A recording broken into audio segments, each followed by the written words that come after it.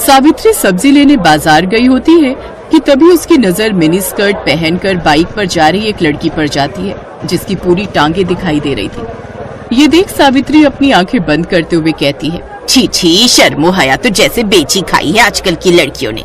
कैसे कैसे कपड़े पहनकर घूमती हैं।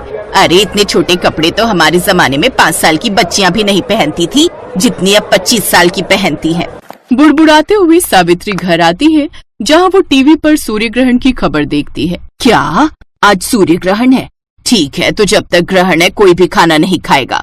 और तू बड़ी बहू, तू खाने में तुलसी के पत्ते डाल दे। सर पर घूंघट ओढ़े रेखा मुंडी हिलाती है।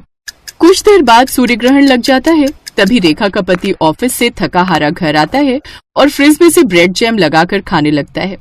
ये देख सावित्री गुस्से में चिल्लाते हुए कहती है, हे राम, कर दिया ना अपशगुन। भला ग्रहण में कौन खाना खाता है? क्या माँ, अब भूख लग रही है तो कुछ खाओ भी ना क्या? ठीक है तो कह रहा है वो। अब ये सब पुराने विचारों को त्याग भी दो सावित्री। आप तो चुप ही रहिए। और तू बड़ी बहू, यहाँ खड़ी खड़ी मेरी शक्ल क्या देख रही है? तू इसे रोक नहीं सकती थी? माँ जी वो मैं। अब क्या बकरी की तरह मैं कर रही है? अपना पल्लू ठीक करिए, सर से खिसकना नहीं चाहिए। बहुएं जितनी मर्यादा में रहें उतनी ही अच्छी लगती हैं। अरे हम भी थे, जितना मर्जी काम करते थे, लेकिन मजाल है कि कभी घूंघट सर से सरका हो। 3-3 मटके पानी के कुएं से उठा कर लाना, भैंसों का, खेतों का सब काम देखना। कितना काम होता था हमारे जमाने में। लेकिन एक आजकल की बहुओं को तो आटा गूंथने से लेकर बर्तन धोने तक हर काम के लिए बस एक मशीन चाहिए। और छोटे छोटे कपड़े पहनकर इनसे किट्टी पार्टी करवा लो बस। लेकिन मेरे घर में ये सब नहीं चलेगा। मेरे घर में बहुएं हमेशा घूंघट में और साड़ी में ही रहेंगी। इसलिए ध्यान रहे, आगे से ये पल्ला खिसके ना तेरे सर से। जी माँ जी, ध्यान रखूंगी। ये है सावित्री देवी, जिसे मॉडर्न कपड़ों वाली लड़कियां बिल्कुल भी पसंद नहीं थी। सावित्री के 2 बेटे थे। बड़े बेटे की शादी हो चुकी थी। बड़ी बहू रेखा बिल्कुल अपनी सास के कहे पर चलती थी, लेकिन फिर भी सावित्री उससे कभी खुश नहीं रहती थी। वो उसके किसी न किसी काम में कमी निकाल ही देती थी। एक रोज जब रेखा अपने कमरे में दिन में आराम कर रही थी, तो सावित्री अचानक से उसके कमरे में आती है। तब रेखा करवट बदल रही होती है, जिससे उसकी कमर दिख जाती है। ये देख सावित्री जोर से चिल्लाती है, छी छी छी छी छी छी छी, बस इसी बात का डर था मुझे। सारी शर्मो हया बेच खाई है। माँ जी आप, लेकिन हुआ क्या? क्या होना है? करवट लेते वक्त तेरी कमर दिखी कैसे? आज के बाद ऐसा हुआ ना तो अच्छा नहीं होगा बहू। और इस तरह बंदिशों में रेखा ने अपनी शादी का पूरा 1 साल काट लिया। और उसकी फर्स्ट एनिवर्सरी पर उसका देवर राहुल दिल्ली से कानपुर आता। भाभी, मुझे ना आप सबको कुछ बताना था, तो मुझे लगा इससे अच्छा दिन भला क्या ही होगा। वो मेरे ऑफिस में मेरे साथ संध्या काम करती है, अच्छे परिवार से है, अच्छा कमाती भी है, और मैं उससे शादी करना चाहता हूँ। मतलब लव मैरिज? हाँ माँ, लव मैरिज। क्यों, कोई प्रॉब्लम है? नहीं नहीं, मुझे भला क्या दिक्कत होगी। तुझे पसंद है लड़की तो फिर हमें भी पसंद है। ये सावित्री का सिद्धांत भी समझ नहीं आता। जो डरता है तो उसे और डराती है, और जो सुनता ही नहीं उसकी बात झट से मान जाती है। चुप करिए जी। अब उस शहरी लड़की के पीछे अपने बेटे को तो नहीं खो सकती ना। कहीं उसके लिए सब छोड़कर ही चला गया तो। इसीलिए तो चुपचाप इस शादी के लिए हाँ कर दी। एक बार घर में आ गई तो फिर रेखा और उसमें कोई फर्क नहीं कर पाएंगे। सावित्री अपने छोटे बेटे की शादी के लिए मान जाती है। वो 1 महीने बाद दोनों की शादी करवा देते हैं। शादी के बाद दिल्ली से कानपुर कार में आते आते भारी भरकम लहंगे में संध्या काफी थक जाती है और वो एक जगह होटल के पास गाड़ी रुकवाती है।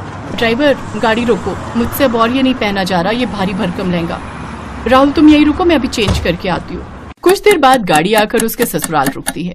फिर पीछे से संध्या स्कर्ट और टॉप पहनकर सर पर शादी का दुपट्टा लिए निकलती है। संध्या को इस रूप में देखकर सभी हैरान रह जाते हैं। राहुल बेटा, ये सब बेटा 2 जोड़ी में लड़की मांगी थी, इसका मतलब ये नहीं कि ये सचमुच ही 2 जोड़ी में आ जाएगी।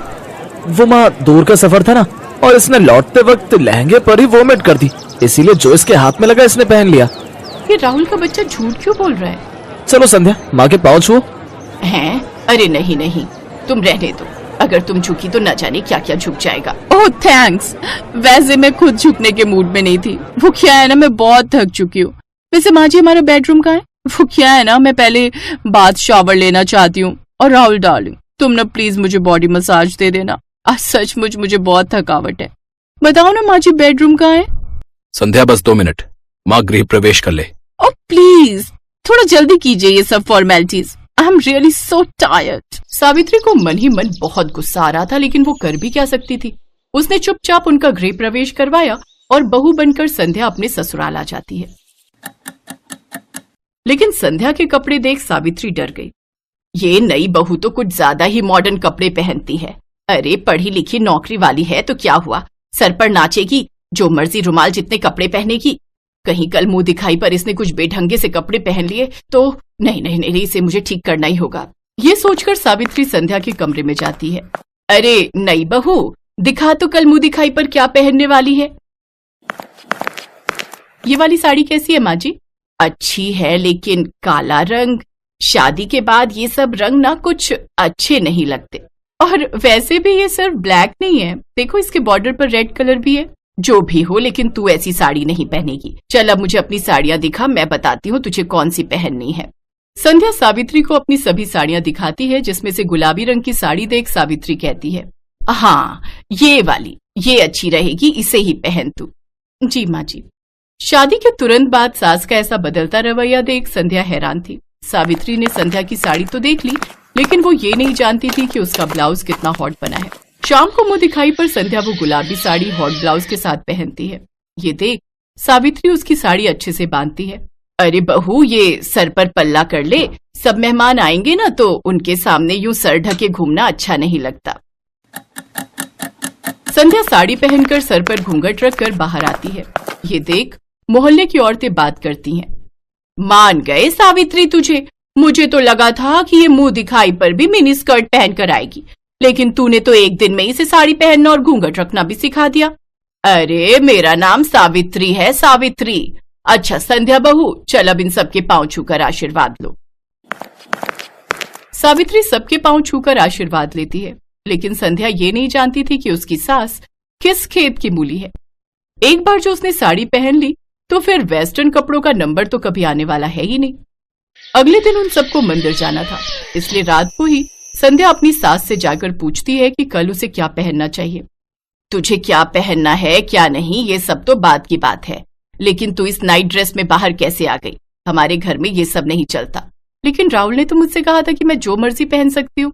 अरे उसे क्या पता इन सब के बारे में, रहा भी है वो इस घर में, बचपन से तो पहले पढ़ाई के लिए हॉस्टल में और फिर नौकरी के चक्कर में बाहर। तू उसकी बीवी है पर बहू मेरी है और इस घर में मेरी ही चलती है। संध्या उदास हो जाती है और वो अपने कमरे में चली जाती है। उसे उदास देख उसकी जेठानी भी उसके पीछे पीछे उसके कमरे में चली जाती है। उदास मत हो संध्या, इस घर का नाम ऐसे ही सावित्री निवास नहीं पड़ा है, यहाँ बस माँ जी की ही चलती है। उनसे पूछे बिना तो मैं खाना तक नहीं बना सकती, तो कपड़े तो दूर की बात है। अब कपड़े चेंज करके साड़ी पहन लो और किचन में आ जाओ। मुझे नहीं लगता अब वो तुम्हें कभी भी वेस्टर्न ड्रेसेस पहनने देंगी। ऐसे कैसे नहीं पहन सकती? अब तो बस हफ्ता भर में ये साड़ी पहनूंगी, उसके बाद बिल्कुल नहीं। एक हफ्ते बाद राहुल संध्या के साथ हनीमून ट्रिप प्लान करता है। सच में संध्या बहुत मजा आएगा, कश्मीर सच में बहुत खूबसूरत है। अच्छा अब तुम पैकिंग कर लो। संध्या अपनी पैकिंग कर लेती है। फिर जब ये बात सावित्री को पता चलती है तो वो संध्या के पास आती है। अच्छा, कश्मीर जाने की तैयारी हो रही है, दिखा तो तूने क्या क्या रखा है वहां पहनने के लिए। वो क्या है ना, ध्यान रखना पड़ता है, कहीं तूने छोटे छोटे कपड़े रख लिए और तुझे सर्दी लग गई तो। वो तो मैं समझ ही गई थी कि बिना मेरे कपड़े चेक किए आप मुझे जाने कहाँ देंगी। संध्या हनीमून के लिए चली जाती है, लेकिन वो वहां जाकर कुछ वेस्टर्न कपड़े खरीद लेती है और अपनी ढेर सारी फोटोज लेती है। लेकिन एक रोज उसकी सास वो फोटोज देख लेती है और वो संध्या पर खूब गुस्सा होती है। लेकिन तभी वहां सावित्री की सास रत्ना आ जाती है, जो काफी बूढ़ी होती है, लेकिन उन्होंने भी टी शर्ट और पैजामा पहना होता है, साथ ही चश्मा भी लगाया होता है। बताओ भला क्या बुराई है इन कपड़ों में? मुझे देखो, मैं क्या इन कपड़ों में बुरी लग रही हूँ क्या? अरे जब मैं गांव में रहकर ऐसे कपड़े पहन सकती हूँ तो फिर मेरे पोते की बहू क्यों नहीं? और तू जानती है आज क्या हुआ? जब मैं रेलवे स्टेशन से लौट रही थी तो साड़ी पहने एक लड़की बाइक पर बैठी थी, उसकी साड़ी बाइक में फंस गई और वो नीचे गिर गई, जिससे उसे थोड़ी चोट आ गई। और वो कोई और नहीं, हमारी बड़ी बहू रेखा है। अभी अस्पताल में भर्ती करवा कर आई हूँ उसे। जमाने के साथ अपनी सोच बदल सावित्री। ये सब बातें सुन सावित्री को अपनी गलती का एहसास होता है और अब वो कभी भी अपनी बहुओं को उनकी मर्जी के कपड़े पहनने से नहीं रोकती।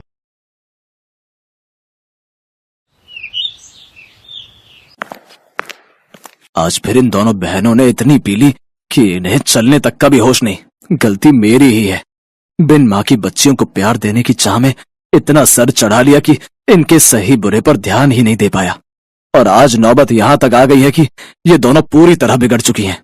अपनी दोनों जवान बेटियों की हरकतों को देखते हुए धनराज सेठ उनके लिए लड़के तलाशने शुरू कर देता है। फिर कुछ दिनों में उनकी शादी अपने बराबर के घराने में कर देता है, जहां उनकी सास राजरानी हाथों में आरती की थाली लिए उनका स्वागत करती है, जिसे देख सुनैना और मलाइका अपने घूंघट को हटाते हुए कहती हैं, ओफो सासू मॉम, अब ये सब तामझाम बंद भी करो। हम ससुराल आई हैं, कोई सरहद पर जंग लड़ने नहीं आई है जो आप ये सब ड्रामे कर रही हैं। ये कहकर दोनों बहनें बिना कलश गिराए ही अपने कमरे में चली जाती हैं। उनका ऐसा व्यवहार देखकर राजरानी और उसके बेटे निखिल और रोहित हैरान रह जाते हैं। अगले दिन वो दोनों सुबह 10 बजे सोकर उठती हैं। फिर राजरानी उनसे कहती है, अरे ये क्या बहुओं, अभी तक तुम दोनों नहाई नहीं। आज तुम दोनों की पहली रसोई है जिसमें तुम्हें मीठा बनाना है। चलो जल्दी से नहा लो। लेकिन सासू मॉम, हमें तो करछी पकड़नी तक नहीं आती, हमें तो सिर्फ मीठा खाना आता है, बनाना नहीं। और वैसे भी घर में नौकर है ना, तो ये उनका काम है। हमने तो आज तक अपने घर के किचन में भी कदम नहीं रखा। बेटा, घर में भले ही हर काम के लिए नौकर है, लेकिन घर का खाना तो घर की लक्ष्मियों को ही बनाना चाहिए। माँ बिल्कुल सही कह रही है। और वैसे भी शादी के बाद अपनी पहली रसोई में मीठा बनाना एक रस्म है जो हर बहू निभाती है। ओफो, मायके में हमारा बाप कम था जो अब यहाँ तुम दोनों भी लेक्चर देने लग गए।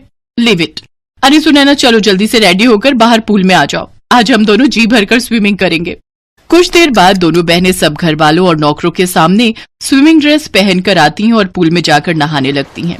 अपनी बहुओं की ऐसी बेशर्मी देख राजरानी का तो सर शर्म से झुक जाता है। ये दोनों की दोनों तो मेरी नाक कटवा कर रहेंगी। हे भगवान, मेरे घर की इज्जत अब तेरे हाथ में है। राजरानी एक धार्मिक महिला थी, साथ ही वो समाज सेविका भी थी। उसका खुद का एक बड़ा एनजीओ था जिससे शहर की बड़ी बड़ी हस्तियां जुड़ी हुई थी। ऐसे ही कुछ दिन बीतते हैं। मलाइका और सुनैना अपने ससुराल के प्रति कोई जिम्मेदारी नहीं समझती थी। वो दोनों तो बस सारा दिन अपने मेकअप, पार्लर, शॉपिंग और पार्टीज में ही बिजी रहती। ये इतने छोटे कपड़े पहनकर तुम रात को कहाँ जा रही हो बहू? सासू मॉम, आज हमारी फ्रेंड की बर्थडे पार्टी है, हम दोनों नाइट क्लब जा रही हैं, आने में देर हो जाएगी। चलो सुनैना। फिर दोनों शॉर्ट ड्रेस पहनकर नाइट क्लब चली जाती हैं, जहां वो खूब सिगरेट शराब पीती हैं। फिर आधी रात को कुछ लड़के उन्हें घर ड्रॉप करते हैं। दोनों लड़खड़ाती हुई अंदर आती हैं, जहां उन्हें देखकर राजरानी उनसे कहती है, ये सब क्या है? आज तो तुम दोनों ने हद ही कर दी। अरे बड़े घर की बहुओं को ये सब शोभा नहीं देता। ओ सासू मॉम, अब अपना भाषण फिर देना मत शुरू कर दो। अरे यार, यही तो हमारे जीने के दिन है। अरे हम अपनी जवानी में एंजॉय नहीं करेंगे तो क्या तुम जैसी बुढ़िया होकर एंजॉय करेंगे? हाँ।